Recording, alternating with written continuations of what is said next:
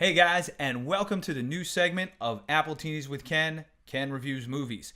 Each week, we're going to review movies that are currently in the theaters. And this week, we're going to be doing Baby Driver and Spider-Man Homecoming. What we want from you is we want you to comment below and ask questions, and we're going to respond to those as quickly as we can. So, sit back, relax, and check out this little intro that I put together. Yeah.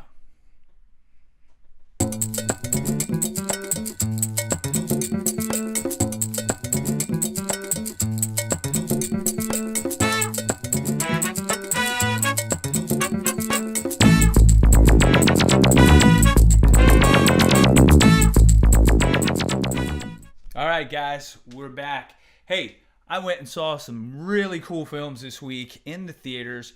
I took a couple hours and I went and saw these two really cool movies. Well, actually more than a couple hours because each movie was a couple hours long. But before we start, I just want to say, if you don't want any spoilers, do not watch this video. Okay? Spoiler alert right now. Don't watch this video. I'm going to give away a couple things as I talk about these films, and I don't want to spoil it for you. So, click off this video, come back later after you've seen the film, or if you really don't care, watch it. Watch what I have to say about these movies. The first film I'm going to talk about this week is from Edgar Wright, and it's called Baby Driver. Yes, Baby Driver. Directed by Edgar Wright, who, by the way, has done some of my favorite films of all time. So let me bring up Edgar Wright here. Check this dude out. Edgar Wright. He's the director of the films. He did the Cornetto trilogy. He directed Shaun of the Dead. He directed Hot Fuzz. He directed The World's End. He also did Scott Pilgrim Saves the World and a couple other films that you may be familiar with, but those are the ones that are most recognizable. But Baby Driver. Wow. All I have to say is, wow, what a fun film. The action in it was incredible. The car chases were, I can't even explain how cool they were. The action that was going on, the cuts, the editing, all of it was just amazing. The way he takes music and he makes it a character in each scene, not playing behind the scene. It is in the scene. It is part of what's going on. And that really is a cool way to do a score for a film, where the music, the sound becomes a character and it brings everything together and brings it more to life than you can imagine. Some of the people who were in it, let's run through these guys right here, the cast of the film. Ansel Elgort. He was also in The Fault in Our Stars. Good looking young man. As you can see right here, he kind of looks like James Bond. A little James Bondish in this picture right here that I got. But this kid has got an incredible future. He did an excellent job in this film. He plays a guy who is traumatized when he was a kid. He's got a little bit of a hearing problem, so he listens to music to kind of drown that out. But he also has other incredible skills, which include driving really fast and being able to handle a car like nobody else. Then, of course, we have his co-star, Lily James, who is his love interest in the film, if you want to say that, love interest. But this girl, whew, my goodness, is she going to have an amazing career. She not only is she a great actress, but she's pretty hot. I'm just saying. She's really pretty. She's going to have an incredible career as an actress in Hollywood. And she does an outstanding job in this as a waitress at a diner that he likes to go to. And they become close, and they kind of go on the run. It has a kind of a Bonnie and Clyde feel to it a little bit. So you'll see what I mean when you actually go and see the film. Also in this film is one of my favorite actors, Johnny Bernthal. And I'll tell you why. Because Johnny Bernthal is a friend of mine. That's right. Yeah, I haven't talked to him in a couple years. We Facebooked recently back and forth. But we did a film together in the early 2000s called Mary Mary. And this guy's career since then has just taken off. The Wolf of Wall Street. He was in, he's the Punisher, obviously, in the Netflix series. He has done just about every film, big film that's come through, and his career has just blown up. These three guys right here, you've got Jamie Foxx, you've got Kevin Spacey and John Hamm. Of course, great actors who fill out the cast in this film that it just make it an incredible ensemble. And they may even win an ensemble award at the SAG Awards next year. And then there is this woman who I fell in love with, Eiza Gonzalez. She's amazing. She's hot. Yes, again, she's hot. She's really hot. She was fabulous in the film. She plays a baddie.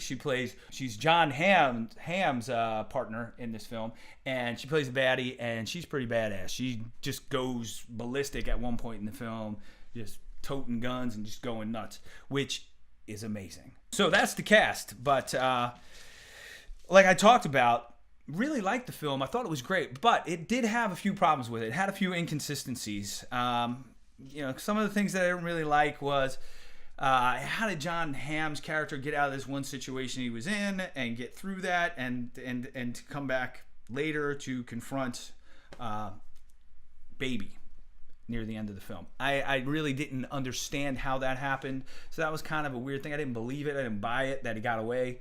Also, Kevin Spacey's character, who's kind of really the heavy bad guy in it, all of a sudden he's bad. All of a sudden he's been bad throughout the entire film, and then all of a sudden he's a good guy at the end. I didn't see it.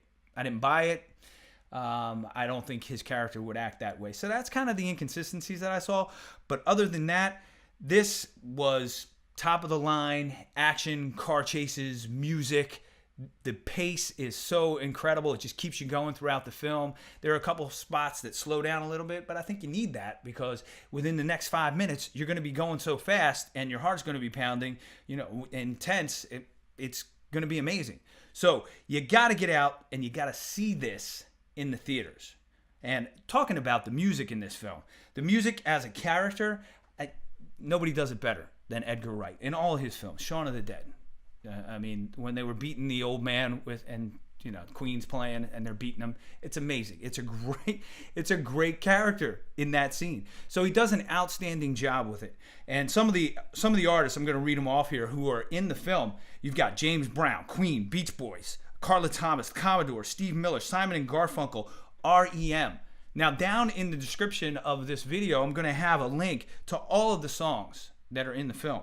And you can go there and you can buy them on iTunes. You can, download them, do whatever you want to do, listen to them anytime you want. But these songs really bring this film together. It's such a great soundtrack. So cool to listen to all that music that's in there. You got blues, you got rock, Pink is in there. She's singing a song. It's amazing. You got rap. It's all throughout the entire film, and it's fabulous, absolutely fabulous. Now here's a question. The question of the day. Do you want to see a Baby Driver 2? That's a good question. I actually saw something online today that said they were thinking about it. So, what do you guys think? Do you think they should do a Baby Driver 2? I don't know. If you watch the film, you know what happened to him at the end. So how does he get out of that, and how does he work his way, back into another film?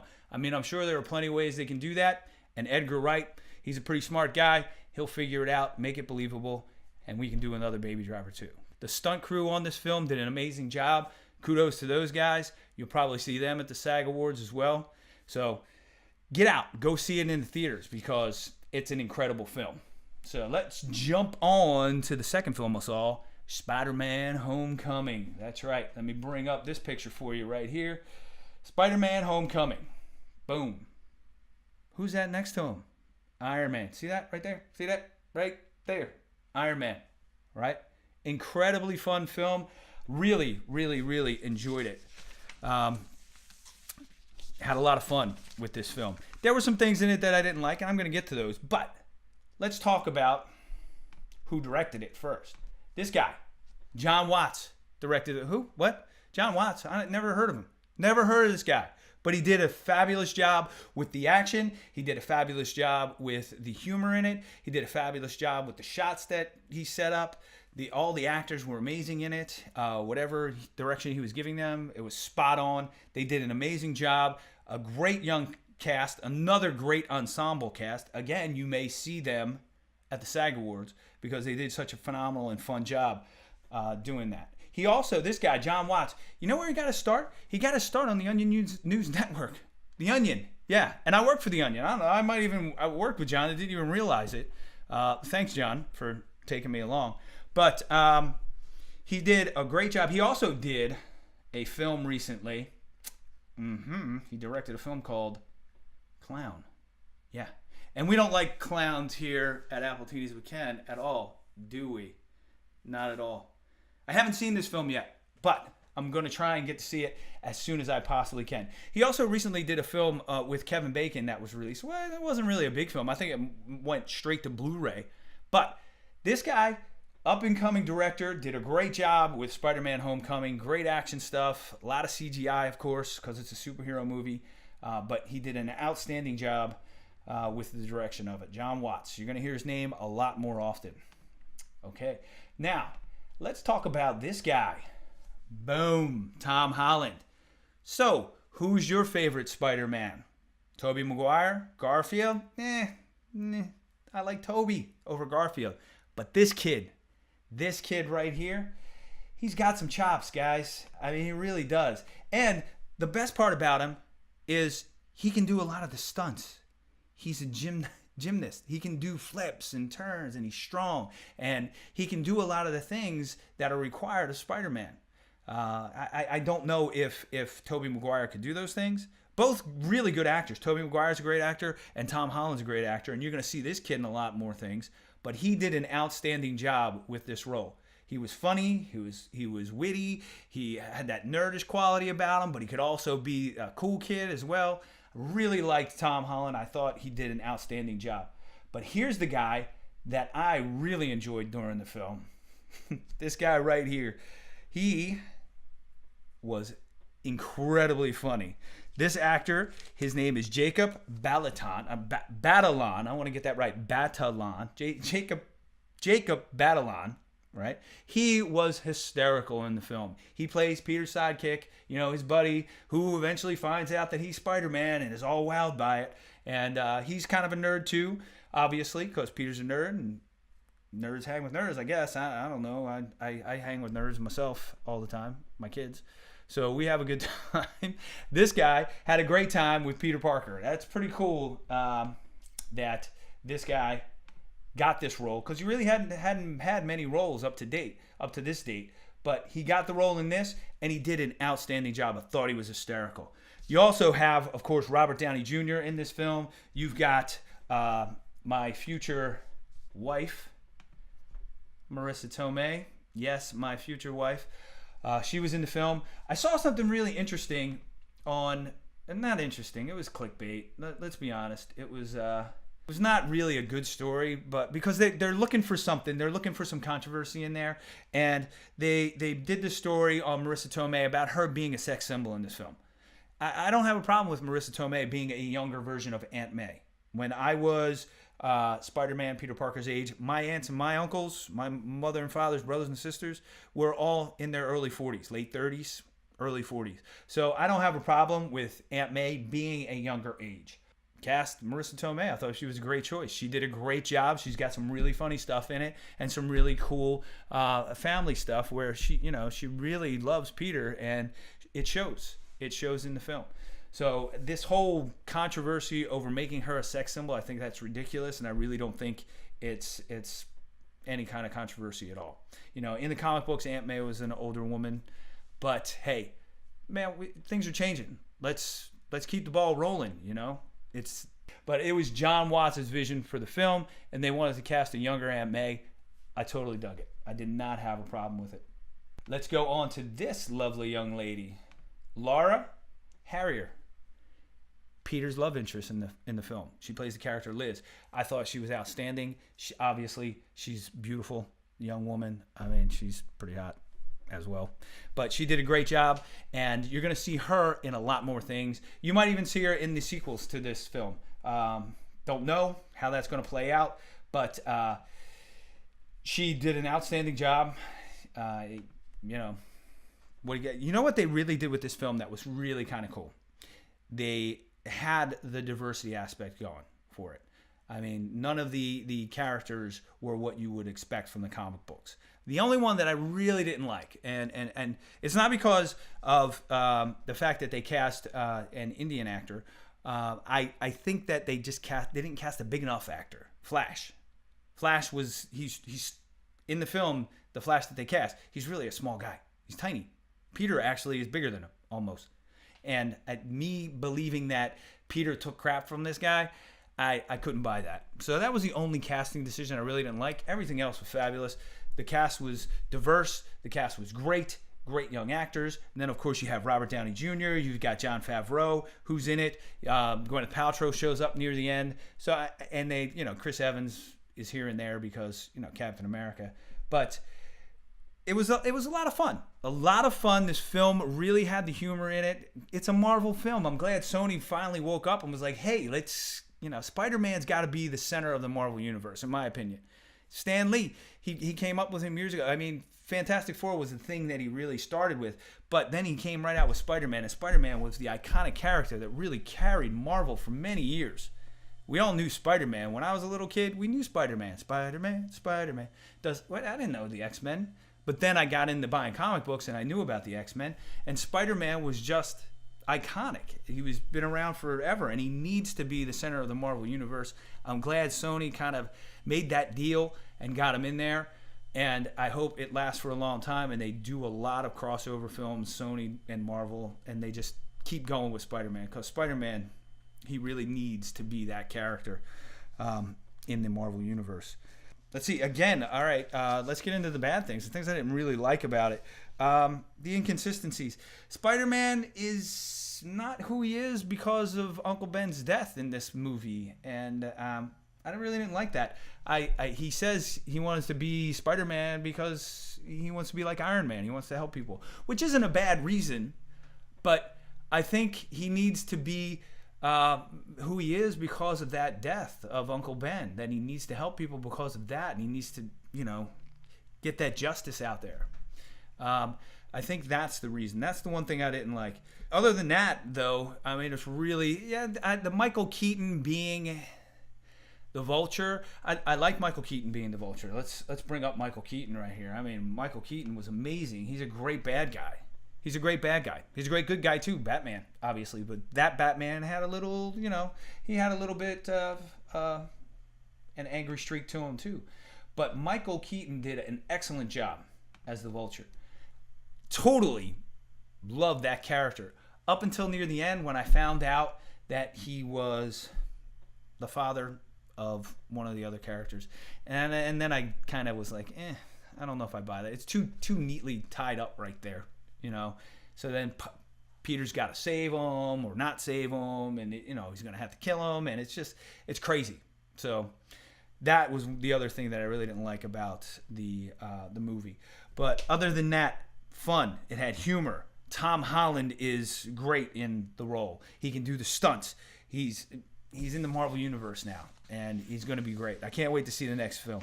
And you know what? I'm also glad they also jumped right into the story. We didn't go and do the backstory with the whole spider biting him and all that. He did mention it, one line, and the kid was like, hey, spider bit you. Yeah, so his buddy. But, there was a cool DC scene, and some of the local actors here in DC and Maryland, they actually got to work on the film.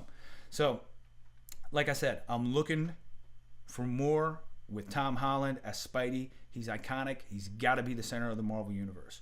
Of course, Stan Lee was in it. He did his cameo role. Prayers to him. I mean, his wife just passed away. And Joan Lee, they were married for 70 years. She was his backbone. She was the one who drove him to do the things that he did in his career. It's sad to see her pass. 93 years old. She had a very long life. Her and Stan were very close. Again, sorry to hear about Stan Lee. Stan, prayers to you and all your family and friends. But hang in there, man. Keep working hard. We love you. Keep doing these movies, man. They're amazing. We love them. All right. So that's it, guys. I got 2 movies, Baby Driver and Spider-Man. Go see them both in the theater. That's where they need to be seen. They need to be seen on a big screen, sitting in that surround sound. You got to get out. You got to see these films. They're both excellent. They're both worth what you're going to spend. And just get out, man. Do it. If you have any comments or any questions, put them down below. Oh, yeah, here's a question right before we go. Here's a question. Do you think Spidey should have joined the Avengers now? Yeah.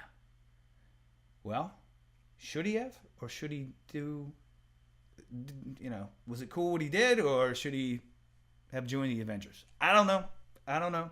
Again, comment below. We'll talk about it. And remember to share and subscribe and like and do all those cool things that you normally do on YouTube. Hey guys, this was the first time we did this. I hope you liked it. I hope you enjoyed what we had to say. Tune in next week. We'll do another film. And hey, we'll see you at the movies. All right, man. Peace out. Take care.